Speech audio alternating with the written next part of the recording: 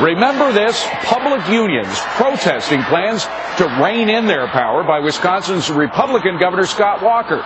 They failed, and his plan appears to be working, which is why Bruce Rauner wants to do pretty much the same thing as governor next door in Illinois. Now, big labor so afraid of the guy that they gave millions of union dues to his more moderate Republican opponents in the primary.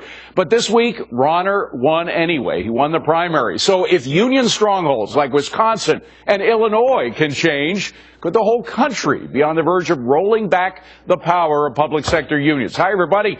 I'm David Asen. Welcome to Forbes on Fox. Let's go in focus with Rich Karlgaard, Mike Ozanian, Elizabeth McDonald, Sabrina Schaefer, Rick Unger, and John Tamny. John, is this a positive sign?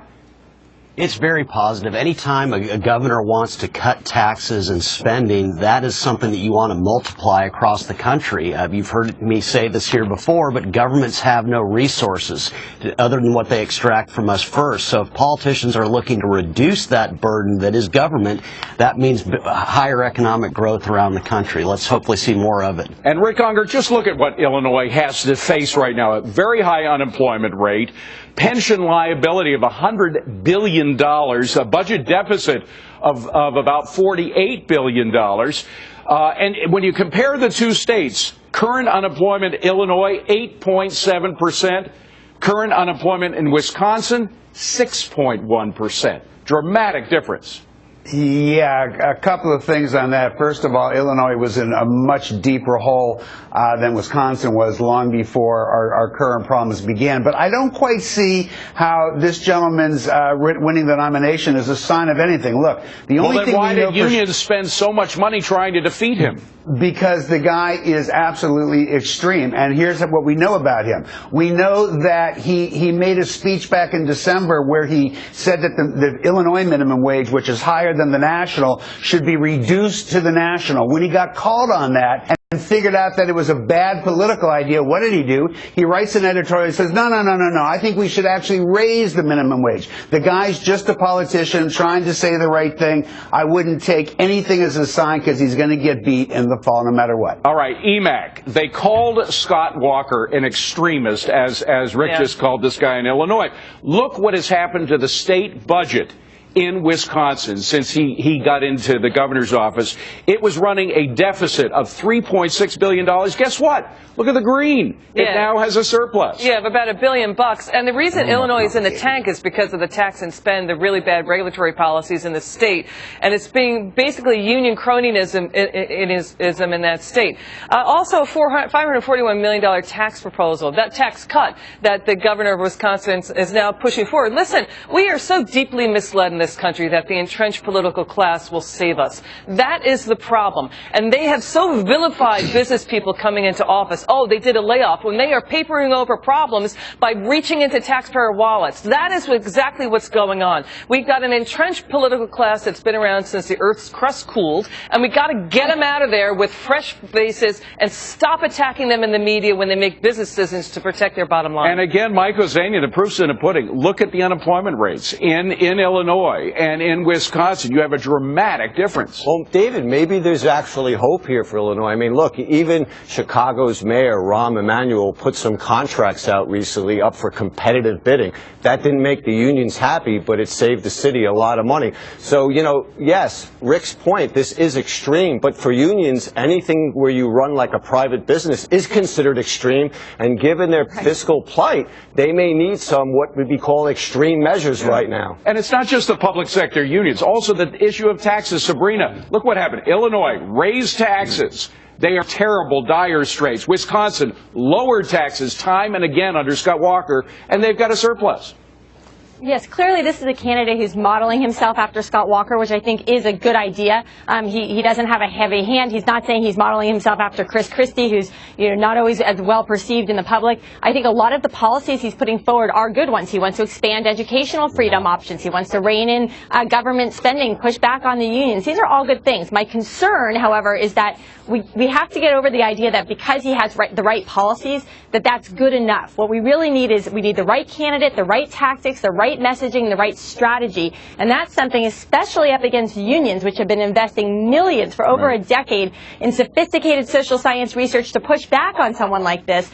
We are far, our side is really unprepared to meet. Okay, well, forget the sophisticated research. I think it's pretty simple, Rich. The fact is if I was a union member paying dues and saw my dues being wasted on failed candidates, I'd be ticked off.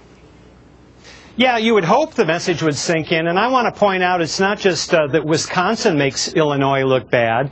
Indiana, another border state, has had really good governance for the past several years. They, too, make Illinois look really bad. And to Rick Unger's point, these Illinois problems have been baking in the cake for a long time.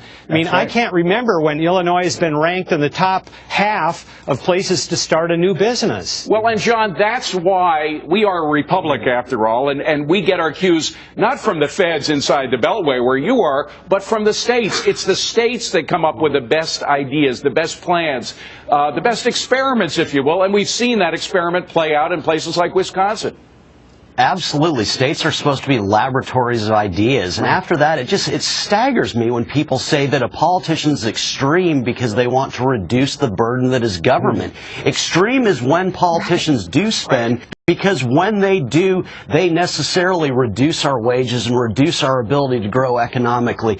The guys like this who want to shrink government are the people we want. They're the opposite of extreme. Absolutely. And Rick, by the way, he's not only, would I argue that he's not an extremist, but he's also a businessman. A guy knows how to balance a budget. Yeah, I have no objection to businessmen or anybody else going into office if they're qualified. Look, I'm going to go along with what you guys said and completely agree that the state has not had the best governance. We know where most of their governors of late have ended up, and that's in prison. So that's not exactly a sign of good governance. However, I got to bust you a little bit on this Wisconsin budget thing. Unfortunately, it would take us 3 hours to go through it, but I recommend that people do so. There are tricks being played there. You're not going to think the budget's so great in the next 2 years. Hold on, go ahead, Mike. The big picture here is if you're in Illinois, you could look over at Detroit. Look at what happened to that city. They never tried to get their house in order. Their unions were a big part of that problem. Or you can look to Wisconsin, where they've made significant improvements. And Sabrina, hold on a second. Sabrina, the fact is that the people of Wisconsin had a chance to decide for themselves in that recall of Scott Walker. The unions, by the way, spent $10 million, and again they failed. They wasted their dues-paying members' money in trying to defeat him. So the people have spoken, right? Absolutely, and one of the things that I think we can take away from that is that people want candidates that are focused on real economic problems and job creation. I think that's what we're seeing here in Illinois. A lot of the mainstream Republican candidates today are focused on things like concealed carry on college campuses. People don't care about that if they don't have a job. And so I think having a businessman who can come in with sensible economic policies is what voters want. We saw it in Wisconsin. We're going to see it, I think, in Illinois. Yeah, I agree. Sabrina's right. Listen, the real wake-up call came with Wisconsin, and now what's going on with Illinois. They've got pension liabilities more than triple what they're pulling in Illinois, and that is a huge problem. Yes, we want to help the cops and firemen, but the real broad zoom problem is we have these dinosaur state legislatures who've been in office forever, these career bureaucrats who are always in this permanent state of emergency, that the only way to fix problems is to raise your taxes, and those are stale old ideas. It doesn't work. Rich, I'm just wondering, hold on a second, Rich, if this movement can succeed in places like Illinois and Wisconsin, could it happen where you are in California? Could we see a sort of supply-side revolution there? Well, shock of all shocks, Jerry Brown in his second incarnation is actually doing pretty well by business standards. He's got enormous approval right now. Even conservatives are grudgingly saying the guy is pushing against the very far left-wing state legislature and the public sector unions. Okay, so even some Democrats are getting it. Thank you, gang. Coming up next, the global warming crowd now bashing a natural gas plan that would put Americans to work and stick it to Russian bully Vladimir Putin. Is the green agenda putting everyone at risk?